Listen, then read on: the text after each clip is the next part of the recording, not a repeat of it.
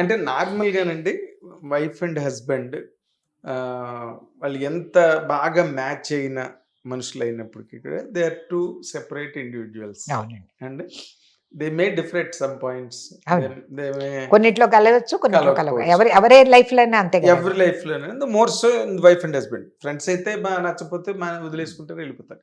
But wife and హస్బెండ్‌కి అలా కుదరదు. పైగా మీ రోజుల్లో మరీ ఒక ఆర్థోడాక్స్ అవునండి. కాన్స్టిట్యూషన్ అవును. ఉండేది చాలా. గదా! ఇప్పుడులా కాదు. ఆ 'చంద్రమోహన్' గారిలో మీకు బాగా నచ్చి మీరు ఇంప్రెస్ అయిపోయి, అబ్బా! నా హస్బెండ్ అని అనుకున్న పాయింట్ ఏంటి? అబ్బా! ఈయనండి ఆయన నా ప్రాణం తీస్తాడు అనుకున్న పాయింట్ ఏంటండి? అదే నచ్చనిదేంటి? బాగా నచ్చిందేంటి? నచ్చింది నచ్చింది అతనిలో ఉండే కళాకారుడండి. ఎందుకంటే నేను కళాకారుల ఫ్యామిలీ నుంచి వచ్చాను కాబట్టి, ఆర్టిస్ట్‌గా అతనంటే విపరీతమైన గౌరవం ఉండేది. ఇంకోటి మా నాన్నగారు నా పెళ్లి టైంలో అబ్జర్వేషన్ చేసి చెప్పిందేంటంటే నాకు, "నువ్వు నాకు ప్రామిస్ చెయి" అన్నారు. ఎంగేజ్‌మెంట్ అయిన తర్వాత. అంటే ఏంటి నాన్న ప్రామిస్ అంటే, ఒకటే గుర్తుపెట్టుకో ఇతనేమో ఇది చాలా సార్లు రాసాను కూడా నేను. ఈ కుర్రాడు చాలా గొప్ప కళాకారుడు. కానీ అమాయకుడు. సినిమా ఇండస్ట్రీ చాలా కంత్రి. ఇతనక్కడ చాలా సార్లు ఫెయిల్ అవ్వచ్చు, బతకలేకపోవచ్చు, ఏదో జరగచ్చు. కానీ నువ్వు సహజమైన ఆడదానిలాగా అతని ఫ్యామిలీ కూడా పెద్దది. సో, ఇవన్నీ నీకు చాలా ప్రాబ్లమ్స్ వస్తాయి. కానీ సామాన్యమైన ఆడదానిలాగా నువ్వు అన్నింటికి మొగుడే కారణం అని చెప్పి అతన్ని రచ్చపెట్టి అతనిలో కళాకారుడిని చంపేయనని ప్రామిస్ చేయని అడిగారండి. అబ్బా! What is that plain? What is that mental plain? Really hats off to him. Because he was a artist. Yes, you hats so off to him. అని అనేటప్పటికి నేను చాలా అమాయకంగా దాన్నే ఉన్నానా అని చెప్పి అది ఎంత డిఫికల్టో నాకు తర్వాత జీవితం నేర్పించిందండి.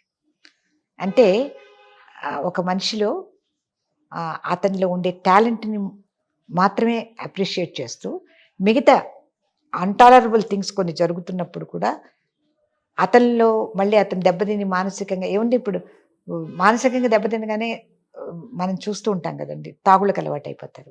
లేకపోతే ఏదో దేనికో అయిపోతారు. అతనిలో ఆర్టిస్ట్ శిథిలమైపోతాడు. ఇంకంతే జీవితం హ్మ్. వ్యర్థం ఆ! అయిపోయినట్టే. అలా ఇప్పుడు అలా అరుణాథ్ గారి లైఫ్ అలాగే కదండీ అయిపోయింది. ఎవరి లైఫ్ అయినా ఎగ్జాక్ట్. ప్రెషరు. హ్మ్. ఆ ప్రెషరు ఇంట్లో గనక కుక్కర్‌లో పెట్టినట్టుగా ప్రెషర్ పెరిగిపోతే మనిషికి బతకడం కష్టం. అలాంటి పరిస్థితుల్లోకి వెళ్ళిపోనీయకుండా ఉండడానికి కేవలం నేను చేసే అమ్మవారి పూజ, మా నాన్నగారి గైడెన్సు, ఒక రచయిత్రిని అవ్వడం. అది చాలా to important. Understand the psychology. అంటే ముందు మనిషి వీక్‌నెస్సు, ఆ థాట్ ఎటు వెడుతోంది? ఎందుకు ఇలాంటి సిట్యుయేషన్‌లో ఇరుక్కుంటున్నాడు? ఏమవుతోంది? అతననే కాదు, ఏదైనా ఆ సిట్యుయేషన్ ఎందుకు అట్లా వచ్చింది? అన్నది ముందు ముందొచ్చేది నాకు. ఆ తర్వాత నేను హర్ట్ అవుతున్నాను, నా పొజిషన్‌ని గౌరవించడం లేదు, లేకపోతే నాకేదో అయింది, నన్ను పర్సనల్‌గా బాధ పెడుతున్నారు. ఇవన్నీ నెక్స్ట్ వచ్చేవన్నమాట. సో, ముందు ఇది చాలా ఇంపార్టెంట్ నాకు. అది ఒక రకంగా నాకు అతనిలో ఏం జరుగుతున్నాయి ఇంట్లో చాలా జరుగుతాయి గదండీ! జీవితాల్లో మీకు తెలుసు, నాకు తెలుసు, అందరికీ తెలుసు. అవునండి. మామూలుగా అందరి జీవితాలు స్మూత్‌గా వెళ్ళవు. ఎవరు వెళ్ళమండి. అది నల్లేరు మీద బండి కాదు ఎవరికీ. అందులో ఇంకోటి ఎమోషనల్‌గా ఉన్నప్పుడు మనుషులు ఏం మాట్లాడతారో తెలీదు, ఏం చేస్తారో తెలీదు ఎవరైనా. అవునండి. అంత స్థితప్రజ్ఞతతో, అంత బుద్ధుల్లాగా ఉండేవాళ్ళు ఎవ్వరి సంసారాల్లోనూ ఉండరు. ఉండరండి. ఉండరు. అందుకని అటువంటి సిట్యుయేషన్స్ మాకు వచ్చాయి. చాలా వచ్చాయి. అవునా? కానీ వచ్చినప్పుడు ఫస్ట్ నేను ఆలోచించుకునేదాన్ని. కుటుంబం, క్షేమం, family that is very important. ఒక కళాకారుడుగా ఇతను స్ట్రెయిన్ అయిపోవడం, అతన్ని ఇబ్బంది పెట్టడం, టెన్షన్ పెట్టడం వల్ల ఎవరికీ మేలు ఏం జరగదు. ప్రయోజనం లేదు. ప్రయోజనం లేదు. సో, మళ్ళీ ఆయన వినేటప్పుడు ఆ చెప్పే పద్ధతిలో చెప్పి మళ్ళీ దారికి తేవడానికి కొంచెం టైం పట్టేది. ఆ లోపల చాలా కలామిటీస్ జరిగేవి. అవునా? కానీ ఏమొస్తున్నా కూడా I was my aim as a wife that was it. Very important. ఇప్పుడు ఇప్పుడు నేను మీకు చెప్పాను కదా ఇందాక 'మైత్రి' అని చెప్పి ఆంధ్రభూమిలో నేను అవునండి. ఇది రాస్తుంటాను. దానికి బోలెడన్ని క్వెషన్స్ అండ్ ఆన్సర్స్ చేస్తూ ఉంటాను. అది నాకు రచయిత్రిగాను, ఈ సైకలాజికల్‌గా జీవితం నేర్పించిన పాఠాలు, కొంత హ్యూమన్ స్టడీ, మా నాన్నగారి ట్రైనింగు. ఎందుకంటే మా నాన్నగారు సోమర్సెట్ మాము, బర్నాడ్ షా వీళ్ళందరి పుస్తకాలు చదివి ఆ క్యారెక్టర్లు మా హేమత్తయ్య, మా నాన్నగారు they were discussing. All those characters. అవి ఎందుకని ఆ క్యారెక్టర్ అలా ఆలోచిస్తుంది, ఎందుకని ఈ మలుపు తిరిగింది ఈ కథ, ఎక్కడ ఆగింది, ఎందుకు ఆగింది అది, ఇలా అటువంటి డీప్ రూటెడ్ డిస్కషన్స్ జరిగేవి. వాటిలో నేను ఉండడం, నాతో నాన్నగారు ఎక్కువ చెప్పడం, వీటి వల్ల యాక్చువల్గా కథ బాగుందనో నవల బాగుందని అనుకోవడం కన్నా ఎందుకు బాగుంది, ఏ ట్విస్ట్ ఇచ్చారు అక్కడ అన్నది ఎక్కువ ఉండేదండి స్టడీ. అట్లాగే లైఫ్లో కూడా దట్ హెల్ప్డ్ మీ అలాట్. ఎందుకు చెప్తున్నానంటే ఆ సిచ్యువేషన్స్లో ఎటువంటి క్వశ్చన్స్ వచ్చినప్పుడు ముందు ఫస్ట్ ఆగి ఆలోచించి ఇప్పుడు దీన్ని ఇందులో జరగబోయే ప్రెషర్లో లీస్ట్ డ్యామేజ్, పెద్ద డ్యామేజ్ జరగకుండా లీస్ట్ డ్యామేజ్ జరిగి వెళ్ళి ఎలా ఈ స్మూత్గా వెళ్ళిపోతుంది ఈ సిచ్యువేషను, అది నాకు దట్ వాజ్ మై నేచర్. ఎంత భయంకరమైన విషయాలు జరుగుతాయి, ఇప్పుడు జరుగుతుంటాయి, రేపు జరుగుతాయి, చెప్పలేం. ఎవరి లైఫ్లో అలా గంగా నది ఉండవు జీవితం. అది నాకు ఈ మైత్రిలో టచ్ వచ్చిన తర్వాత చాలా సమస్యలు ఉన్నాయి అన్నది, నా సమస్యలు కాక నా చుట్టుపక్కల వాళ్ళ సమస్యలు కాక ఇలా చాలా చాలా డిఫరెంట్ కైండ్ ఆఫ్ సమస్యలు ఉన్నాయన్న స్టడీ చాలా వచ్చిందండి. సో ఇప్పుడు పిల్లలకి ఇప్పుడు చాలామంది మ్యారేజెస్లో ప్రాబ్లమ్స్ చెప్తూ ఉంటారు, మ్యారేజెస్ ఎందుకు బ్రేక్ అవుతాయి అదేదని. అప్పుడు నాకు మా తరానికి ఈ తరానికి ఒక తేడా కనబడుతుందండి. ఇప్పుడు మా బామ్మగారు పెంచారు నన్ను, అందుకని ఆ మడి ఆచారం పద్ధతి ఇవన్నీ వేరే ఉండేవి. చిన్నప్పటి నుంచి నేను 14 ఏటి నుంచే మడి కట్టుకుని తద్దిన వంటలు కూడా చేయించాను అన్నమాట. అంటే ఎవరు ఉండేవాళ్ళు కాదు అందువల్ల అలా. అందుకని నాకు అవన్నీ ఆ సిచ్యువేషన్స్ అన్నీ తెలుసు. మేము ఎలా ఉండేవాళ్ళు, ఎందుకని ఎక్కడ ఫిక్స్ అయ్యాం, ఇప్పుడు ఎందుకని అది అంత పెద్దదే అనిపించడం లేదు, మాకు ఇష్టం లేకపోతే మేము విడిపోతాం అని ఎందుకు అనుకుంటున్నారంటే మా టైంలో స్థానానికి ఇంపార్టెన్స్ ఇచ్చేవాళ్ళండి. అంటే ఏంటి, కూర్చున్న సీటు చీఫ్ మినిస్టర్ అయితే దాని మీద అంజయ్ గారు కూర్చోవచ్చు, సంజీవ్ రెడ్డి గారు కూర్చోవచ్చు, ఎన్టీ రామారావు గారు కూర్చోవచ్చు, బట్ ప్రోటోకాల్స్ ఉంటాయి ఆ సీట్కి. ప్రోటోకాల్ ఉంటాయి. ఇప్పుడు చీఫ్ మినిస్టర్ గారు వస్తున్నారంటే నీకు నచ్చుతుంది నచ్చకపోతుంది, ఇష్టం ఉంటుంది ఇష్టం లేకపోతుంది, లేచి నిలబెడతాం. ప్రోటోకాల్. ఆ సీట్కి ఉంది పవర్. అది అందుకని దాని మీద ఇంకా డిస్కషన్స్ ఉండవు. నేను కూర్చుంటాను ఆయన వస్తే వచ్చాడు అనేవి లేవు, ఉండదు కదా, ఉండవు. అదే ఇప్పుడు కాలంలో ఏమవుతుందంటే they give importance to the person, not to the position. అతను విధమైనప్పుడు నువ్వేంటి అసలు దాని గురించి మాట్లాడుతున్నావు, చేచే we need not give respect అన్నది అక్కర్లేదు అనిపించినప్పుడు వీళ్ళు ఆ తేడా ఎందుకు వస్తుందంటే స్థానానికి ఉండే ఇంపార్టెన్స్, పర్సన్కి ఉండే ఇంపార్టెన్స్. మా కాలంలో ఫిక్స్ అయిన ఒక కైండ్ ఆఫ్ లైఫ్లో ఈ స్థానానికి ఇంపార్టెన్స్ ఉండేది. So husband is a position, so he should be respected. మా జయలక్ష్మి అక్కయ్య విశ్వనాథ్ గారి వైఫ్, ఆవిడ చాలా బాగా చెప్పారు. ఒక మాట చెప్పారు నాకు పెళ్ళైన కొత్తల్లో, అమ్మాయి బయట వాడు కూలీవాడు అయి ఉండొచ్చు, వాడు అక్కడ టన్నులు తింటాడు మెస్రీ చేత, రాళ్ళు మోస్తాడు, ఒక్కోసారి వాళ్ళు తిడతారు కొడతారు కూడా, కానీ వాడు ఇంటికి వచ్చేటప్పటికి వేడి నీళ్ళు కాచి వైఫ్ ఏదో వేడిగా అన్నం, ఏ బంగాళదుంపల కూర ఏదో వేసి వాడు వీపు రుద్ది వాడికి వచ్చి కూర్చుంటా, వాడు అక్కడ రాజు, వాడికి అన్నం పెట్టాలి. అది ఎప్పుడు ఆ కాసేపు ఆనందం కోసం వాడు మన్నాడు చాలా కష్టాలు పడతాడు. అది మనం మర్చిపోకూడదని చెప్పారు.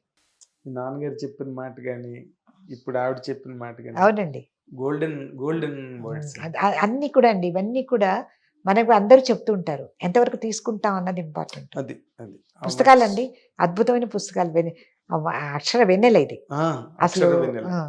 మనం చదువుకుంటుంటే ఎంత నేర్చుకుంటామండి. యాక్చువల్గా నాకు రాయడం కన్నా చదువుకోవడమే చాలా ఇష్టం. ఓ రకంగా రచయిత్రిని అయ్యానంటే అదే కారణం. చదువు unless and until you read you cannot become a writer అండి. కొంతమంది ఎవరో ఆ ఇన్స్టింక్ట్ ఉన్నవాళ్ళు. మా నాన్నగారు నాకు చెప్పారు, అప్పుడు ఆ కాలంలో 18 ఏళ్ళకి నాకు ఈ దీపావళి సంచికలు వచ్చేవి. అందరూ నాకు ఒక నియమం ఉందన్నమాట, ఏంటంటే అడగంది రాయను, మొదటి నుంచి అది మెయింటైన్ చేశా. తర్వాత ఈ దీపావళి సంచికలు అది రాస్తుంటే నాన్నగారు ఓ రోజు వచ్చి దీపం ఆర్పేశారు. ఏంటో నన్ను లైట్ ఆపుతావు, నేను రాసుకుంటుంటాను, పెద్ద పోజు కొట్టాను అనమాట. అంటే నీకేం తెలుసు రాస్తున్నావు నువ్వు అని అడిగారు. అదేంటన్నా అంటే నువ్వు 100% క్యాండిల్ బల్బు అయితే 100% ఆలోచిస్తే 50% మాట్లాడగలవు, 25% అర్థమవుతుంది, అందులో 15% ఆచరణ యోగ్యం ఉంటుంది. ఆచరిస్తే 7.5% ఉపయోగిస్తుంది. అందులో నిజంగా ఆచరిస్తే రిజల్ట్ 3.5% కూడా రాదు. అప్పుడు నువ్వు ఏ క్యాండిల్ బల్బ్ అయితే నువ్వు చెప్పింది జనానికి వెళ్తుంది. ఫస్ట్ లర్న్ అని చెప్పేవారు అనమాట. That helped me a lot as a writer. ఇవాళ సక్సెస్ఫుల్గా నేను రైటర్ అని చెప్పుకోగలుగుతున్నానంటే మీరు చెప్పడం కాదు, మేము చెప్పే మాకు అవకాశం ఉందని చెప్తున్నా.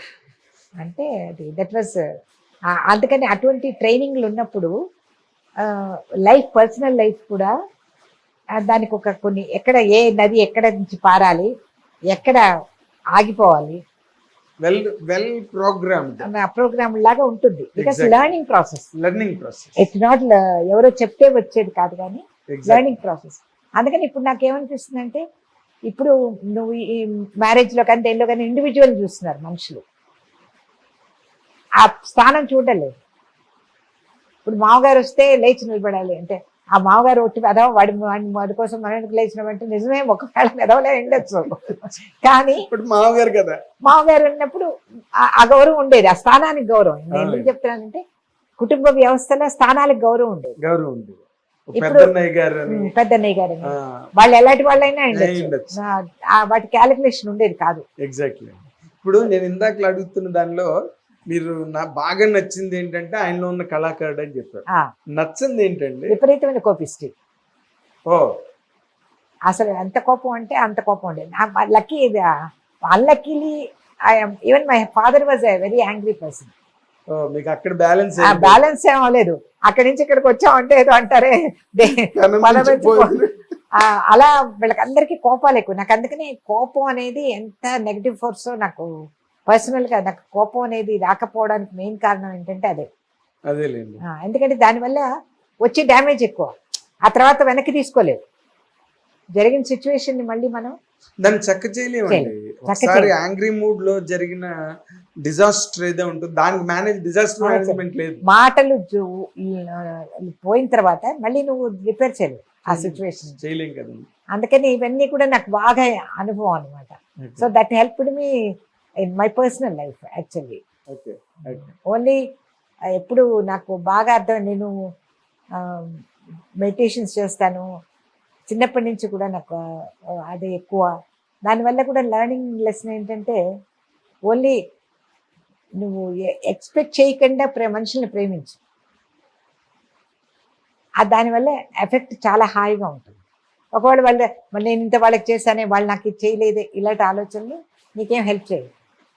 అదే ఆబ్జెక్టివ్గా ఉండమని అంటే నువ్వు హాయిగా ఉండు. ఎందుకు నువ్వు ఎవరికైనా ఏమైనా చేయదలుచుకున్నావు, చేసే అయిపోతుంది. మళ్ళీ వాళ్ళకి అలా చేశాను, వాళ్ళు చూసావా అలా ప్రవర్తించారు, అనవసరంగా నువ్వు హెడేక్ తెచ్చుకోను. వాళ్ళకే ఉండదు, మధ్యలో మనం హెడేక్ పడాలి దానివల్ల. అందుకని కొన్నిసార్లు అలా జరుగుతాయి లైఫ్లో. So always be pleasant, be happy. And నా పుస్తకాలు చదివితే మీకు అది కూడా అర్థం అవుతుంది. ప్రతిరోజు మనం ఈవెన్ అగరవత్తి పెట్టేటప్పుడు కూడా వాకిట్లో ఇంట్లోకి ఎవరు వస్తున్నా వాళ్ళు ప్లెజెంట్గా ఉండాలి, వెళ్ళేటప్పుడు హాయిగా వెళ్ళాలి, వాళ్ళు రావడం వల్ల మనం కూడా హ్యాపీగా ఉండాలి. మన గేట్ ఎవరైనా చూసినా కూడా వాళ్ళకి ఏమైనా మనసులో కష్టాలు ఉంటే అవి పోవాలి. చాలా ఇది యూనివర్సల్ థాట్. అంటే గోపాలకృష్ణ గారిని మాకు ఒక గైడ్ ఉండేవారండి, డాక్టర్ గారు. ఆయన చెప్పేవారు, వాకింగ్కి వెళ్తున్నా అంటే, వాకింగ్కి వెళ్తున్నావు కదా ఏం చేసావు అనేవారు. వాకింగ్ వెళ్తే ఏం చేస్తారండి, వాక్ చేస్తారు.